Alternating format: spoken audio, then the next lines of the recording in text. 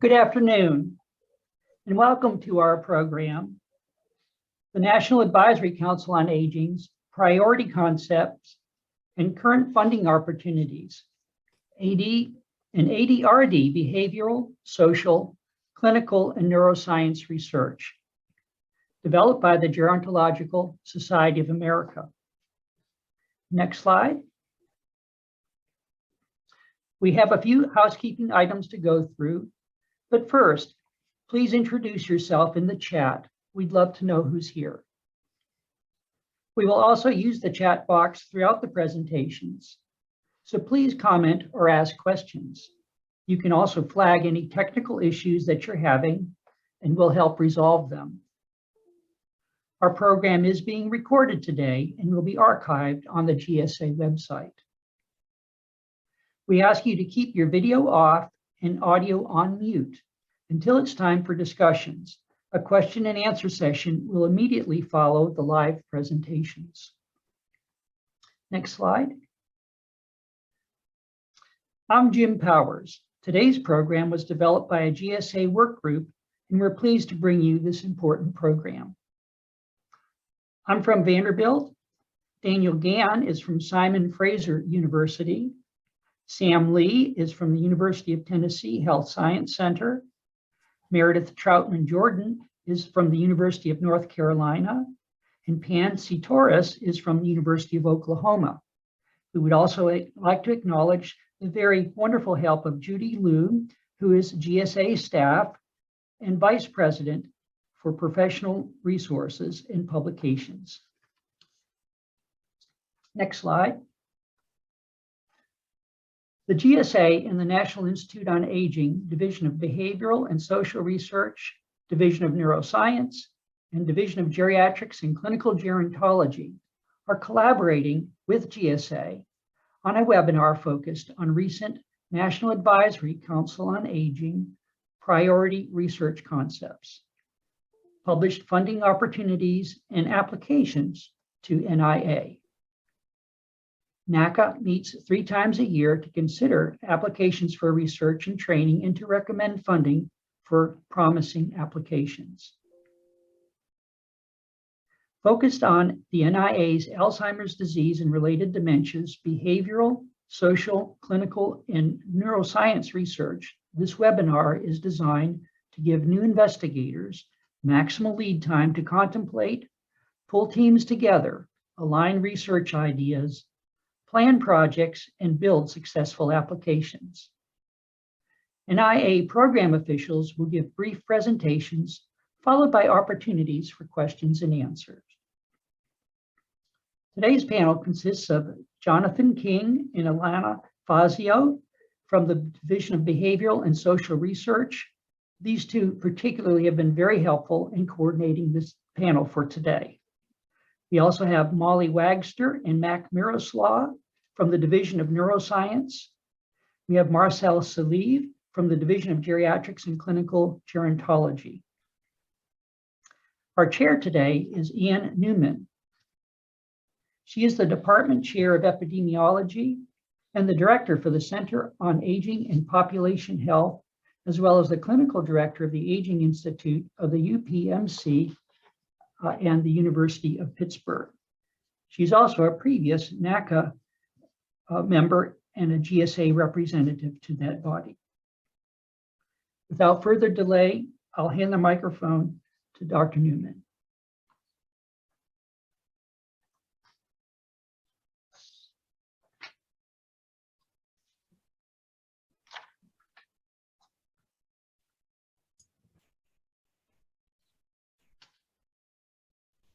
Hello, Dr. Ann Newman here. I would like to go right into our panel discussion and introduce Dr. Jonathan King and Dr. Alina Fazio from the Division of Behavioral and Social Research to discuss opportunities in their area. They'll also discuss the broader background of where these concepts come from. Dr. King? Thanks very much.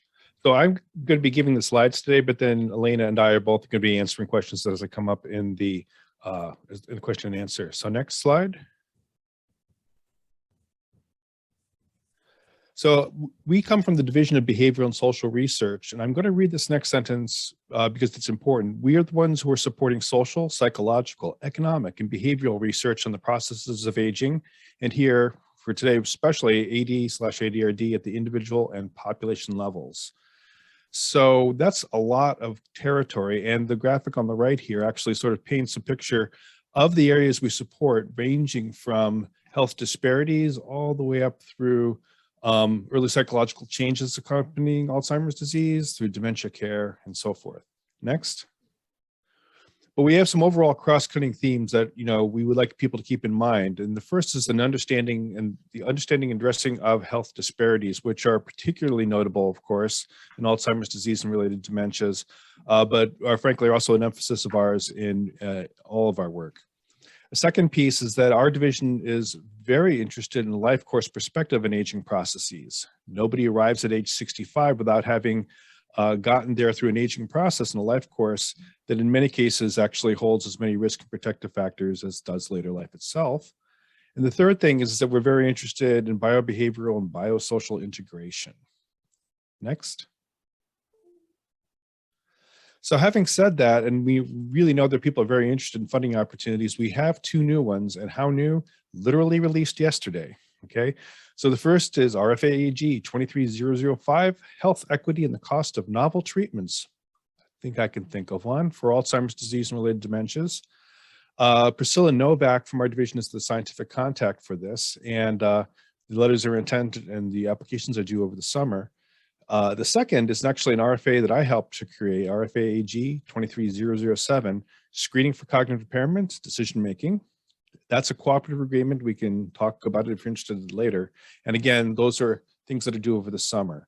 And those were just released, and I'll tell you how those concepts become RFAs like this in a couple of slides. But first, I'd like to go over the ones we currently have on the street. Next. And these are first our BSR, Alzheimer's disease and Alzheimer's disease related dementia time limited funding opportunities. In other words, these are essentially RFAs. They have one or possibly a couple of receipt dates. And after those receipt dates, although the RFA will have ended, in most cases, we're still, of course, very interested in the topic area for which we wrote the request for applications. So I have to say, if you're interested in either of the first two, you should probably log off of this webinar right now and start writing, because the applications are due next week. But the first is a very interesting one, the topic of understanding place-based health inequities in midlife. And the second one is the role of bilingualism and cognitive reserve.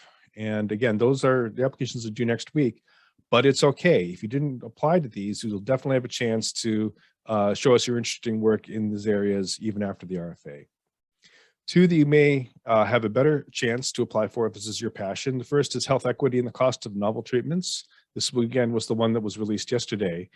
And the other one is social disconnection and suicide risk in late life. And that one is, again, a joint effort between NIA and the National Institute of Mental Health. Okay, next. So I'm not going to tell you about all of these. These are just the selected BSR, Alzheimer's disease and Alzheimer's disease-related dementia funding opportunities. Most of these are notices of special interest, and the future speaker will tell you a bit more about what that means and why that's an interesting thing to talk about. But we have several. They're all listed on our website. We're very interested in hearing people's research ideas about these. These these funding announcements do not themselves have set aside dollars, okay? But because, as I'm pointing out, about 90% of the research money that the NIA hands out in a given year is actually not through requests for applications, but for these standing funding opportunities. Okay, next. Another area which may be particularly a good way to get into the aging field, if, for example, you started from an aging related field or a different field entirely, is through opportunities we present through pilot grants, through our BSR centers, networks, and programs. So, for example, the Centers on the Demography and Economics of Aging now actually has a subset of centers that are now also interested specifically in the demography and economics of Alzheimer's disease and related dementia in aging. We also have these Alzheimer's disease-related resource centers for minority aging research, the RICMARs. And then for that matter, also traditional RICMARs, which also do sponsor Alzheimer's disease and related dementia pilots. There's the Edward R. Weibel Centers for Translational Research. We have a subset of those that are focused primarily on Alzheimer's disease and related dementias, but then there's also others as well. Particular interest there is, in fact, trying to develop caregiving interventions. And there's the embedded pragmatic Alzheimer's disease and AD-related dementias clinical trials, or IMPACT collaboratory, which is an exciting possibility to get a pilot trial work in a pragmatic context, in this case, through a large network of nursing homes. And there are many particular opportunities in our BSR networks that it's easier for us to tell you about if you talk to us first. Next. And finally, we're happy to do this because people don't understand necessarily where our concepts come from. Where do these RFAs come from? So I'm going to actually describe how this went and what this went for the last round. These are fiscal year 2023 concepts. Fiscal year 2023 begins in October. Next. So first of all, RFA concepts are drafted, following perhaps some amount of program development that can go from months to years. And that happens over the summer, in this case, June of 2021. This is for 2023 we're talking about now. Next. Concepts that are considered meritorious at the institute level are then considered by the National Academy, National Advisory Council on Aging, that's NACA. And so those concepts that were drafted over the summer were actually presented either at the September meeting or the January 2022 meeting, the one that happened and finished up just last month. Next. And what actually happens here is the National Advisory Council on Aging does not approve every concept, or at least on the first try. And those that need more work, you do not hear about. But the ones that are approved, those are published online essentially within days of that approval. Okay. And next. The thing is that those are approved concepts, but the funding opportunities you'd be applying to only appear essentially months later. So for example, the RFA and decision-making I was talking about, that was approved in September 2021, but as a cooperative agreement, RFA takes longer to prepare, and it was published yesterday. So there's definitely a waiting time in there. Next. And then the time required for application submission, peer review, council approval, GCMB processing. For this application, this particular RFA that started out, as a concept for NIA in June 2021, is actually going to be a project that starts in April 2023. Okay, so next. And it's important to point out that not all concepts actually become funding opportunity announcements. And I know that for a fact because I've written one of those. It was an area that we thought was desperately needed additional work. And even before we announced this to the public, they agreed, and we started seeing a great number of applications in the area to the extent that the special call did not seem to be needed. And I want to point this out because I know that people sometimes see a concept and say, this is wonderful, this is exactly what I want to do, and it's going to be an RFA with special review, this is exactly what I need to do. But be careful because again, not all concepts actually become funding opportunities. All right, next. And just very briefly, because we do have some approved concepts, I'd like to talk about those that are approved concepts, but not RFAs yet. So next. So the first of these is broadening the scope and reach of NIA's research centers for minority aging research. This is the renewal, the RICMAR program, which many of you may be familiar with. This is interesting because new centers can attempt to be funded. Current centers may be looking for renewal, but the RFA that we believe will be released for this approved concept is not out yet. Next. Similarly, measures and methods for research on family caregivers of people living in the ADRD is a concept that's approved, but the RFA is not out yet. Next. More mobile monitoring of cognitive change continued, or M3C3, is in fact a renewal of the mobile monitoring of cognitive change project that is actually now just this year finally releasing mobile applications for the gathering of cognitive and other phenotypic data. Next. Policy and ADRD healthcare disparities, access, utilization, and quality. We do actually fund a fair amount of work in healthcare systems, and this is one concept that's approved, RFA not published yet, so you'll need to watch out. Next. And finally, understanding the supply of professional dementia care providers and their decisions. Okay, who stays in this workforce and who doesn't. And again, not all concepts will necessarily end up converting, most do. Okay, next. And as I'd like to mention before I stop talking, there are a couple of upcoming events you may be interested in. The first is an actual virtual workshop on social network diffusion of individual behavior change interventions. Now, again, this is something that's a topic that's not just related to Alzheimer's disease and related dementias, but a lot of the prevention sorts of interventions that people are studying really do involve a behavior change component that we know is going to be very difficult to attain at all, let alone attain for a protracted amount of time. And the second is the 2023 Dementia Care and Caregiver Research Summit, which is now scheduled for next March 20th to 22nd, 2023. Next. And I'm not going to read this, but we really do want you, if you're interested in any of our science, to connect with us. You can contact us as program officials. We've got a lot of workshop reports on the website, many funding opportunities, as I mentioned. Those of you who are interested in social media will find us on Twitter, not Instagram though. And we have actually, I think is a really good e-newsletter, which does update on funding opportunities, webinars, opportunities, all that kind of thing in one place sent to your mailbox. And that's NIRBS comms at mail.nih.gov and a QR code. And I believe that's all I have, but next. Great. So thanks very much for hearing me out. And next will be from the Division of Geriatrics and Clinical Gerontology, Marcel Salive. Thank you, Jonathan. I'm Marcel Salive from that Division of Geriatrics and Clinical Gerontology. Very happy to be here today to discuss that division. Next slide, please. So our division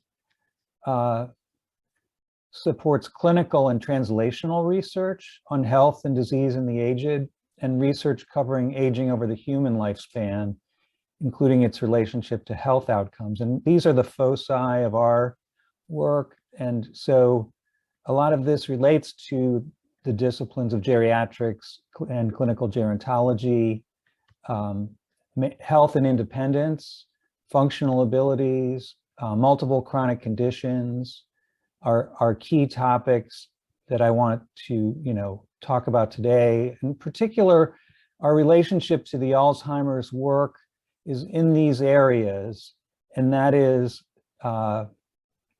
particularly, I will cover multiple chronic conditions next, but we do also clinical trials on prevention and treatment, and some of those are broadly focused on, say, preventing functional decline, and with it concomitantly the cognitive decline that may occur. And so there's a combined focus here in geriatrics that I think really encompasses Alzheimer's research.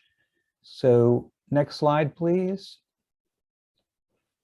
And I just wanted to highlight this relationship for multiple chronic conditions, multimorbidity, and ADRD. So those people, when they're diagnosed with Alzheimer's disease, tend to have many other chronic conditions. And in fact, only 5% have AD alone, and 50% have 5 or more chronic conditions, according to the Medicare claims data.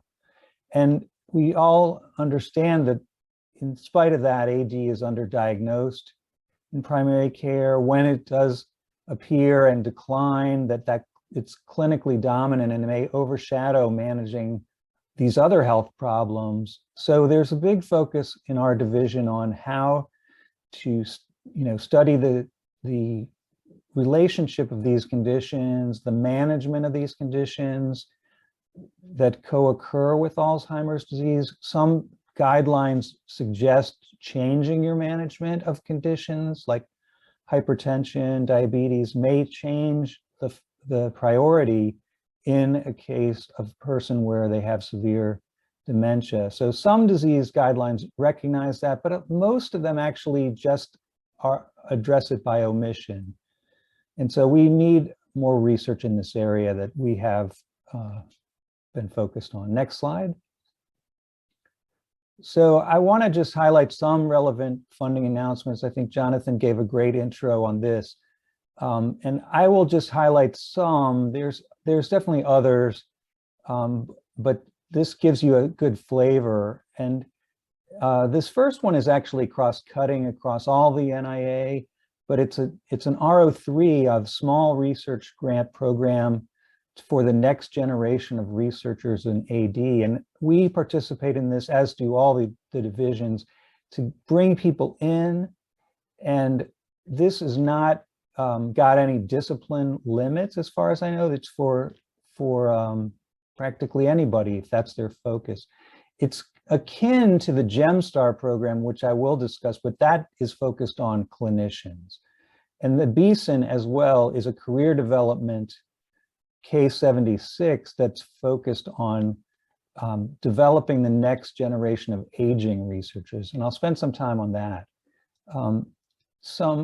One PAR that's cross-cutting is looking at mechanisms and interventions that target multimorbidity and its consequences. And so that's been a big focus of our division, of managing the chronic conditions that occur with Alzheimer's, and understanding that better, improving outcomes for the patient.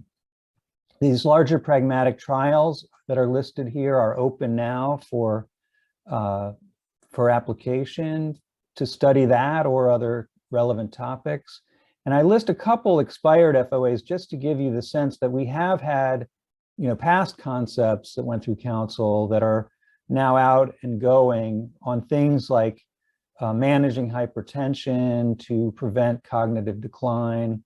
That's that first one. And then another, multimorbidity and co-occurring conditions with Alzheimer's.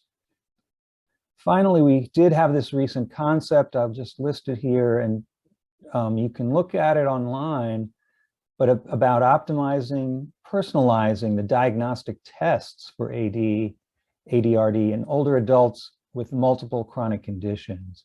So that's in the stage of, it's posted as a concept, and we're working away and hope it will see the light of day soon. Next slide. So I want to talk a little bit about career development, because I think that's a key, cross-cutting interest in people whose focus, whether it's on AD or, general aging issues, have a lot of questions. And so where to start? That's really a good question. There is an NIH kiosk that is got the, looks like this. This is a screenshot that talks about research career development awards, and you can put in your own characteristics, what you are, and try and use that filter to find the appropriate funding announcement. And I'll get to some, specifics of that, but this one popped in the K01, which is a mentored research scientist career development award.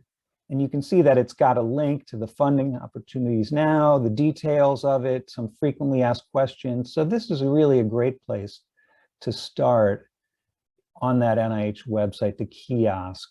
Next slide. So the career development, we have it focused on the whole life cycle of your professional career. And so if you look at this green stripe down the middle, it starts at like pre-bac, like the college student really, and it goes all the way to grad school, postdoc, early career, all the way to senior. And on the right side, we're showing these career development awards, and we have them targeted heavily all along the way. So if you hear some of these terms and you wonder what they mean, this kind of explains where they are along this pathway.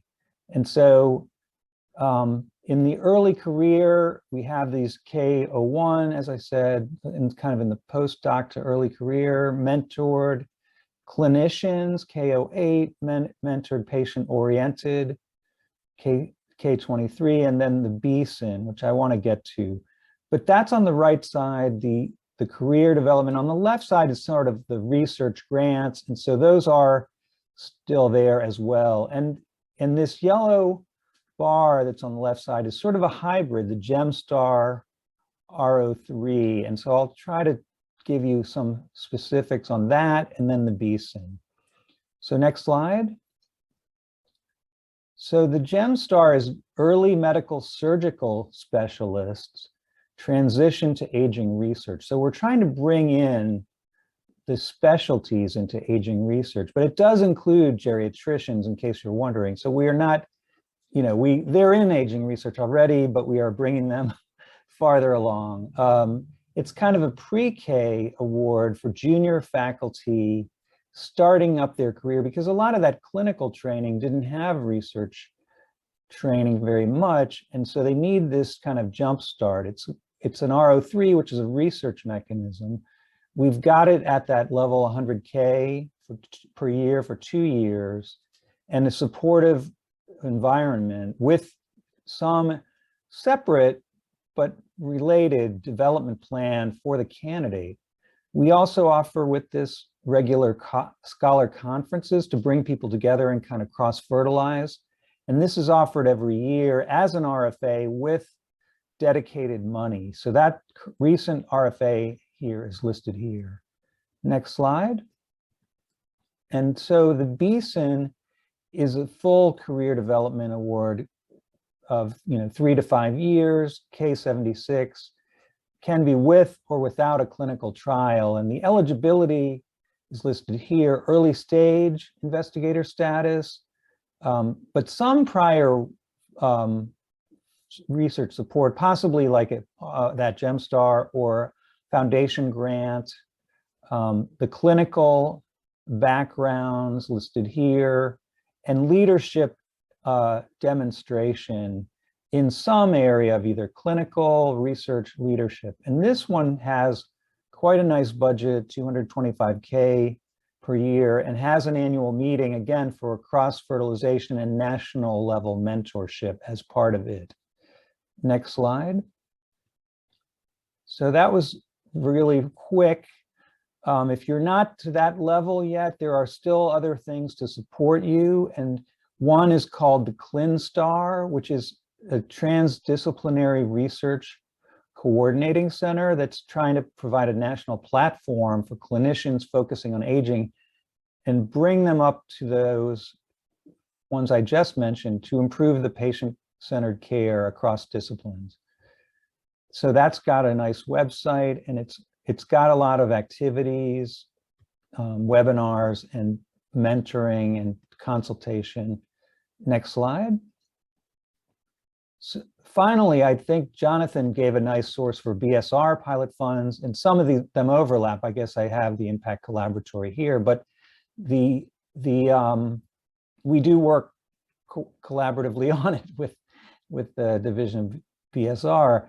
The pilot funds, these are not coming directly from NIA, but a lot of them are funded by NIA through these mechanisms to investigators. And one that I didn't put here, but I think I should have, is the Claude Pepper Centers, which come out of our division and are at a lot of institutions supporting translational research in aging. So others are including that ClinStar, which I mentioned. The Aging Initiative is looking at multiple chronic conditions and pilot studies on that. The USD Prescribing Network is doing pilot studies on removing medications that may be potentially inappropriate for certain older adults.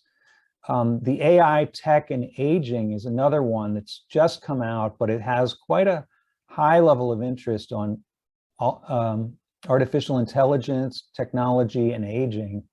And finally, the Research Centers Collaborative Network, which kind of bridges all the NIA centers. So I'll stop there and just say one last slide, next slide, on helping you find the right program official to discuss it with. I think, if you're interested in aging, come to NIA, but there are other institutes that have, certain disease-specific interests. You may be interested in that. So sometimes it's a challenge, and you can use the matchmaker tool in NIH Reporter to find suggestions either at NIA or other places. Talk to us, consult your mentor, and that will help you get in the right direction. So definitely contact us. Thanks. Next slide. And I'll turn it over to Molly. Thanks, Marcel. So good afternoon or good morning, depending on your locale. I'm Molly Wagster, a program officer with the National Institute on Aging in the Division of Neuroscience, and I'm delighted to be part of this webinar today. Also here today for the Division of Neuroscience is Dr. Mac Makowitz, and he will participate in the panel Q&A later this hour. Next slide. The mission of the Division of Neuroscience is to foster research and training in order to expand our understanding of neural and behavioral processes associated with the aging brain. Research on dementias of old age, in particular Alzheimer's disease and Alzheimer's disease-related dementias, is one of our program's highest priorities. We support basic clinical and epidemiological studies of age-related change in cognitive, sensory, motor, and emotional function, and in Alzheimer's disease and Alzheimer's disease-related dementias, including research on resilience to these diseases. We also have developed a number of rich resources internally or through funded grants to support our AD/ADRD research investment. Next slide. This slide shows the 5 branches within the division.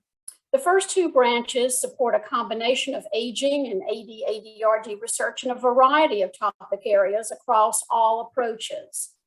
The last 3 branches support research on AD and ADRDs for the approaches listed.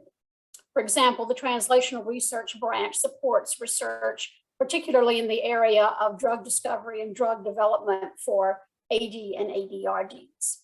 Next slide. The Division of Neuroscience heavily invests in development of initiatives in the AD and ADRD space. Here are some examples of current funding opportunity announcements to which you could apply, although there are many more. I chose these in particular to let you see some of the variety of what we support. For the first one listed, partnering with the National Institute of Mental Health, we're soliciting novel molecular and cellular mechanism research on neuropsychiatric symptoms in AD. We recently reissued our early and late stage and pilot study initiatives for clinical trials in AD/ADRDs and cognitive decline.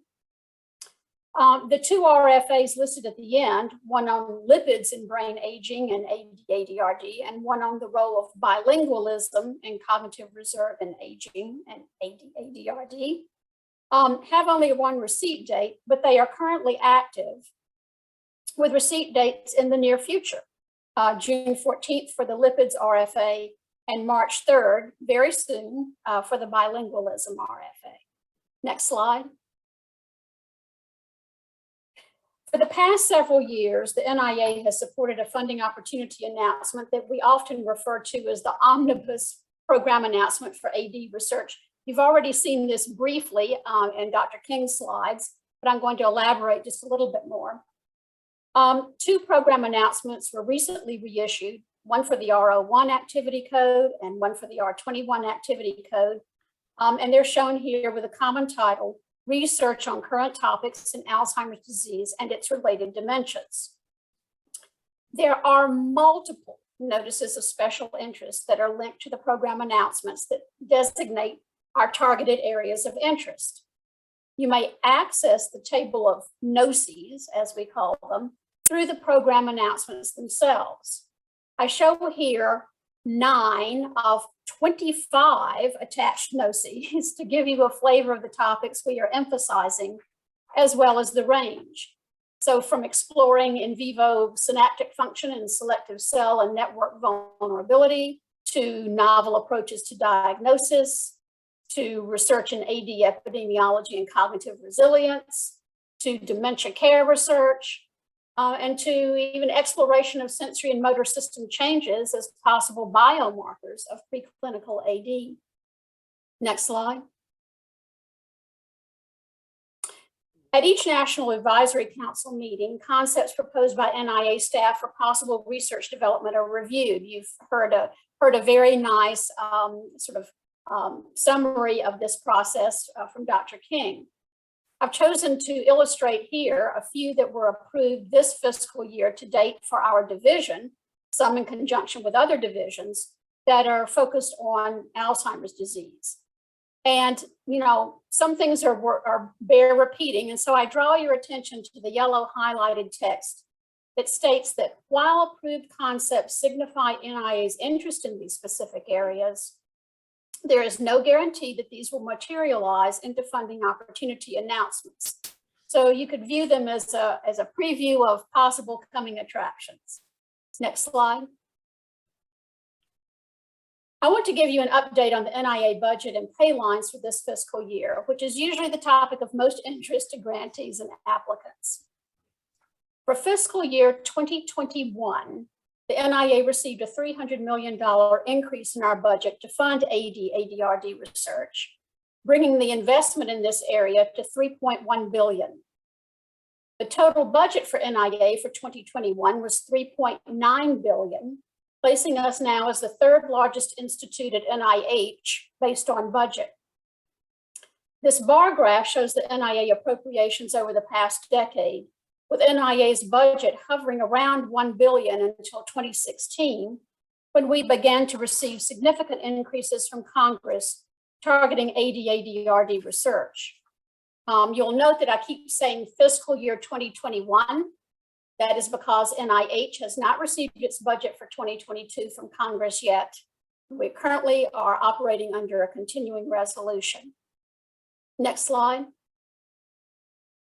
This timeline depicts the appropriations NIA received for ADRD research, starting with the National Alzheimer's Project Act being signed into law in 2011, redirections of money from within the NIH budget or existing money in 2012 and 2013, and additional appropriations or new money starting in 2014 and ramping up significantly in 2016. Next slide. Our current pay lines reflect the fact that we have targeted AD funds for expenditure, as well as our general NIA funds. At this time, because we have not yet received our budget from Congress, our pay lines are termed as interim on our website, that is, because the pay lines may shift once we receive our budget. Our general pay line is at the 8th percentile for applications reviewed through the Center for Scientific Review, and with annual direct cost budgets less than $500,000, with new investigators paid up to 3 percentile points higher, and early stage investigators paid up to 5 percentile points higher if they are using the R01 activity code. In comparison, our ADRD pay line is at the 25th percentile.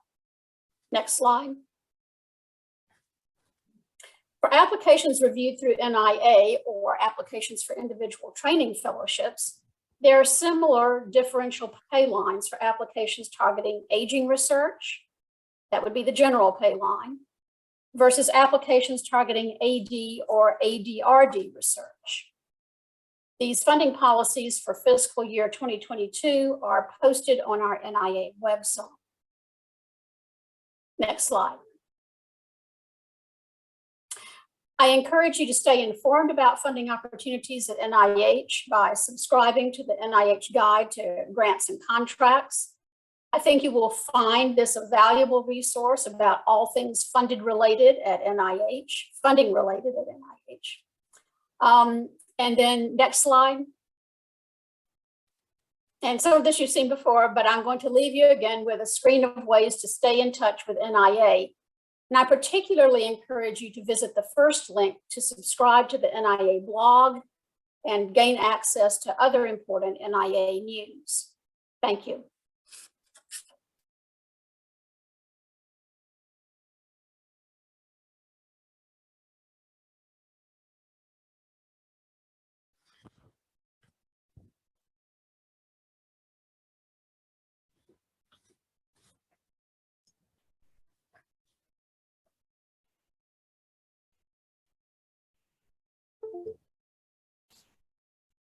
Thank you very much, Molly. Jim, are we ready to go into the discussion section? Yes, we are. Thank you. This is a reminder that we are recording the session and that we will send you an access link by email once the recording is available, along with an evaluation.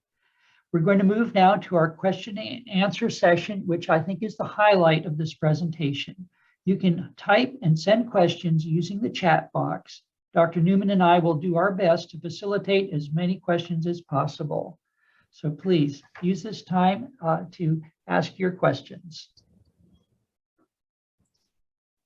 So while we're waiting for people to gather their questions and put them in the chat, I'd like to start with a question about how often, when you're doing these concept proposals, are they cross divisions of the program? Are you necessarily collaborating with neuroscience, or how does that work?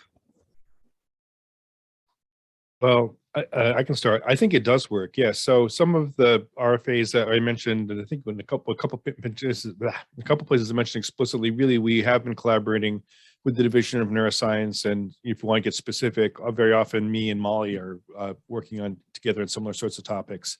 But as Marcel pointed out, there was also the AI centers projects and things of that nature. We work pretty well across divisional lines where there's shared science. So, but I'll let Molly or Marcel say more about that. But we've definitely been trying to, keep topics that touch both or more than one division in that space, because it's important to do that. Yeah, I believe maybe the majority of those concepts have collaboration by 2 or more divisions. So it's hard to say, I think, more than that, but it's a high percentage.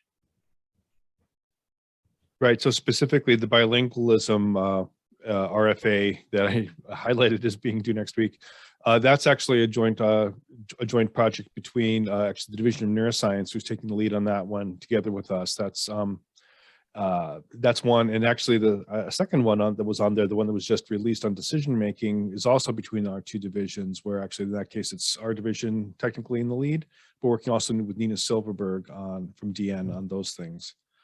But yeah, when it makes sense, we certainly try to do that, because it sort of gives the research, well, it ensures that the research perhaps is maybe more interdisciplinary than it would be otherwise, which, you can get definitely into your own divisional things sometimes. This is Mark Markiewicz. Those collaborations are not only cross-divisional at NIA, but very often cross-NIH, across various institutes.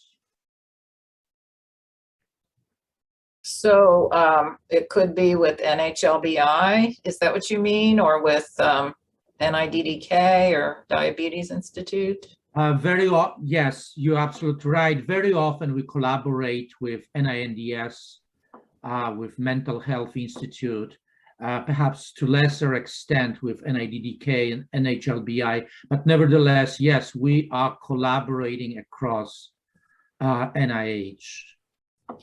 So individuals who might have a specialty area should be paying attention, I think, to the extent to which their work might touch on problems of Alzheimer's disease. Yes, and I would like to point out actually a program that is issued once a year and has been issued for the past several years, program on administrative supplements or Alzheimer's disease supplements to non-Alzheimer's disease grants. So those researchers, for example, funded by NIDDK or NHLBI can bridge to Alzheimer's disease, asking for a supplement to be added to their grant or grants that are not specifically on Alzheimer's disease. I believe this is very unique program, because typically a supplement should be within the scope. Here we are very much relaxing that rule. So this is an opportunity for other not necessarily working in the field to bridge to us. That's really a great point. Thanks so much. I have another, go ahead. Hi, Ann. I just want to add one more quick but important point that we were talking a lot about our different divisions, but when funding opportunity announcements are released, they are actually released by the institute, not by division. So inherently, there's been a lot of coordination and collaboration across the whole institute. And when we come up with the initial ideas that may turn into concepts, we are required to actually to reach out to our colleagues across divisions and have those conversations from the beginning. Even if someone's not a direct collaborator, you get a lot of input from your colleagues across divisions. So just sort of underscoring the points already made about sort of baked in collaboration and the intention therein. Thanks. I don't see it. We do have one question. Okay. I just saw a couple pop up. A Yes. couple, go ahead, Ann. Can we submit proposals based on concepts that do not end up as RFAs? Would anybody like to address that concern? No, absolutely. Either ones that do not end up as RFAs, although again, those are pretty rare. But also, even if an RFA has expired, in other words, the receipt date is in the past and you didn't get a chance to submit to it, or maybe you did submit, but your application was unsuccessful, those applications in a new version are clearly welcome at the Institute. And again, very rarely do we have a situation, maybe with a centers program where we're funding literally just the 8 centers or something. But most of the time when we're having these RFAs, a good part of our programmatic return is not just the applications we fund from the RFA, but on applications that may not have got a fundable score in the RFA, but we talk to the investigators and say, that is an interesting idea, perhaps you can rework this. And then they resubmit, and very frequently, or not infrequently, I should say, are successful in that game. So definitely don't write it off just because you didn't get to the RFA. There's another question in the chat related to the Stephen I. Katz early stage investigator grant mechanism. Wonders if anyone could speak on that. Are there any advantages or disadvantages to target some of the specific calls for ADRD research released by NIA versus the Katz mechanism? Yeah, perhaps this is Mac Makiewicz. Perhaps I can start. This is a very unique program honoring Dr. Katz. I would say it is so unique program in a sense that preliminary data are not allowed. And I would like to stress, are not allowed. It's not that they are not necessary like for R21 grants, but they are not allowed. It is important for potential, I would encourage young people to apply, but before they apply, I would really encourage them to talk to us so we can clarify what are the requirements, and so people can be more successful. So yes, this is a very unique program. I would very much encourage people to consider and apply, but please talk to your program person or any program person about the requirements, and this would clearly help you. Yeah, I'd just like to echo what, sorry, go ahead, Marcel. Yeah, I mean, I agree with Mac, but I think I would put a fine point on it that, the comment in the chat, you can't, it says you have to be taking a new direction for the cats, and you can't have preliminary data. So, what are they going to judge you on? So I think you have to get really good advice on this, because, that's a very much of a long shot, I think. And if you want to move in the direction of Alzheimer's and get preliminary data, I mentioned that R03 program, and I think Mac mentioned the AD supplements. There are ways to get actual funding to go in new directions where, sure, it's not an R01, it's not huge, but but getting that preliminary data and showing that you have a track record is generally viewed a lot more favorably, I think, by all the other study sections. And so the CATS is just one tool in the toolbox. And Molly? Did you want to elaborate? No, I have nothing to add. Marcel and Max said it all. Thanks, Ann. Okay. I wanted to follow up a little bit on this issue of applying for things based on concept proposals. And I'm wondering if you've seen this, that people reference a concept proposal in their application. I know the application doesn't have on the face page a place to write that as it would for a specific call for applications, where you put in the number of the FOA. But for concept proposals, are people referring to those when they apply? Typically not. They might make some reference in their application, but it doesn't necessarily carry a lot of weight. But typically we don't see it in applications or people referencing a concept specifically. No, every once in a blue moon, you'll hear people refer to, a prior interest by the institute because of an RFA or something. But even there, I have to say, you have to be careful there, because if you actually applied for an RFA, weren't funded, and are reapplying, it's a new application. You can't pretend as if it would have been reviewed before, make reference. You shouldn't submit an application that could confuse CSR into thinking that you're actually, not applying as a new applicant. So I would be careful there. But Molly's right. People, because these things, they either become RFAs or they don't. I mean, it takes months, but I mean, basically you'd only be like maybe one cycle or something like that they would be in that funny state.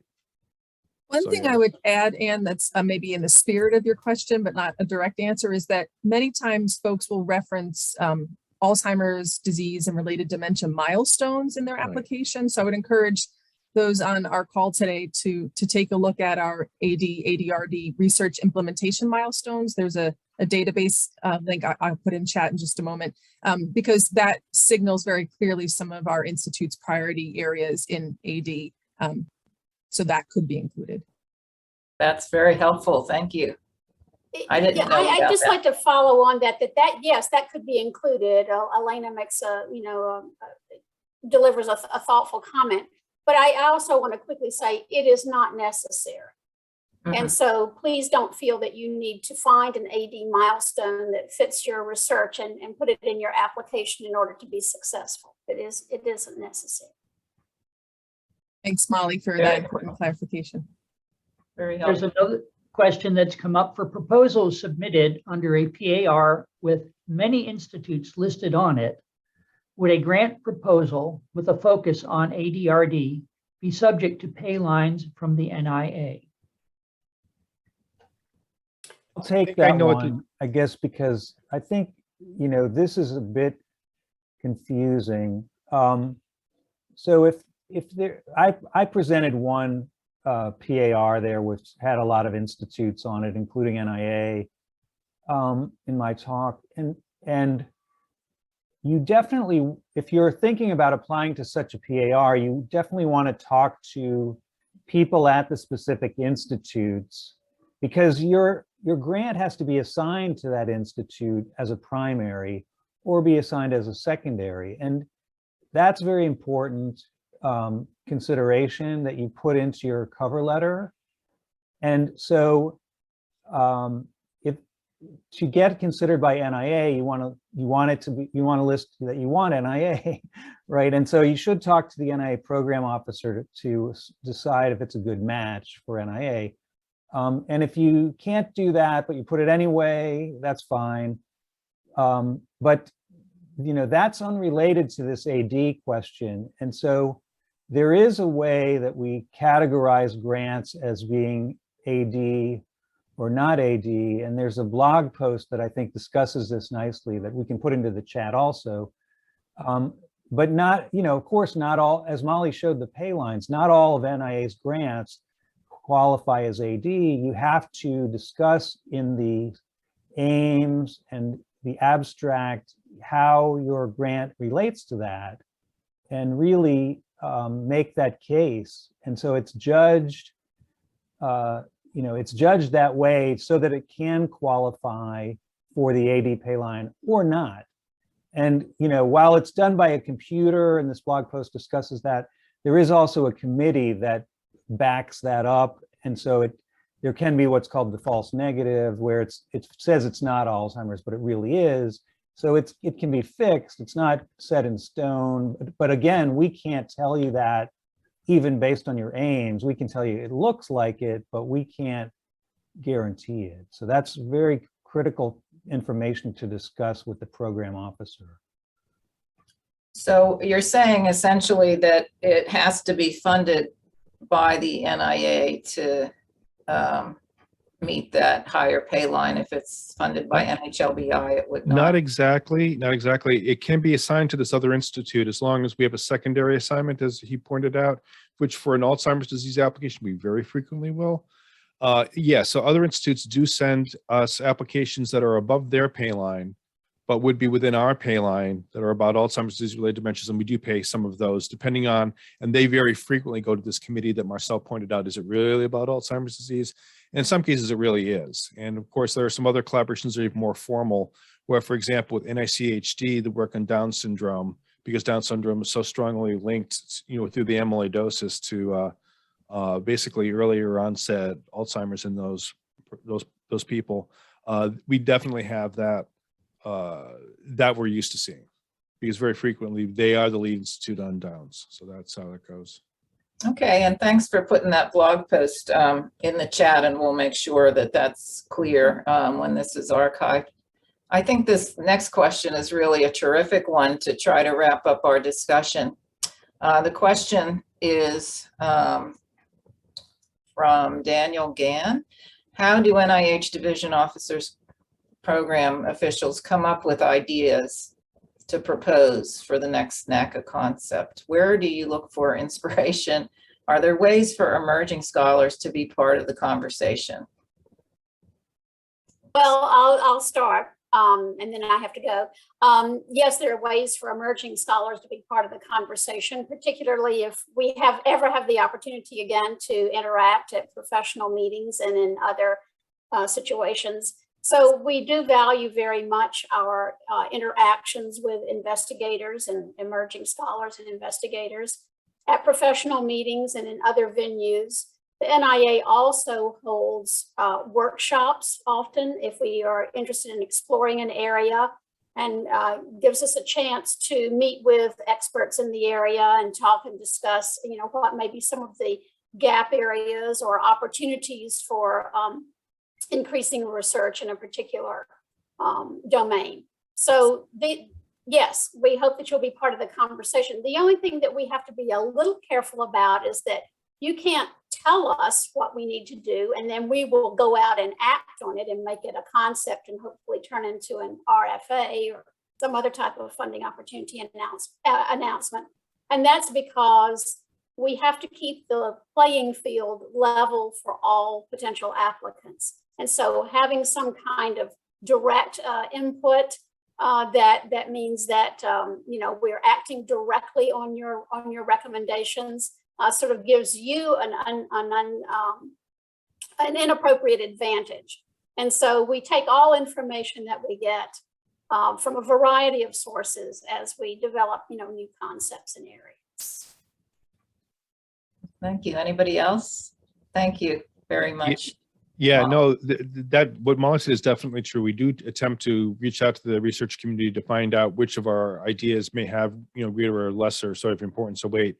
But sometimes you just sort of see situations where a topic is very important, but because it has not been researched as strongly or as heavily by individuals, there may not really be the kind of preliminary data, for example, you would like to see for things. Or if there is preliminary data, there may be some risk averseness on the point of study section committees or whatever to consider things like this. And in cases like those, very frequently, if a concept looks to be solid, the RFA can be very helpful, again, even if it only funds a relatively small number of applications in an area, because then at that point, you've started the research sort of track and progress along then, and people will then have, better preliminary data in the future. And not only that, but more investigators, because they'll now have R01s, maybe actually reviewing the new things and so forth and so on. So, I mean, that's an important sort of dynamic to look at. Like, it's not just sort of thinking that, oh, there's, too few applications in this area, we'll do the RFA and then we're done. In many cases, it's part of a developmental process. And so when you see holes or when you see opportunities, that's where you might think as an area to go for. Just super briefly, the bilingualism RFA is actually a great example of this. We're constantly asked, is it really true that learning a second language can help you protect you against Alzheimer's disease? And the answer, of course, from literature is that's not what it says, okay? We don't know to what extent that sort of thing is protective or how protective it is or how that works. And it was a very open area. It's a very complicated area. Not surprisingly, applications proposing to do work there, you know, had some concerns and issues. So that was one of the prime reasons why we felt that was an area that would benefit from an RFA. It's very complicated, interdisciplinary, not as much preliminary as one would like, but clearly is of great public interest. And so that was why that was a winner. Thank you so much. Jim, I'll turn it back over to you to close the meeting. Thank you all for participating. This completes our program for today. I want to remind you that when the recording comes out, the chat will have a lot of added information of resources that were discussed in the question and answer period.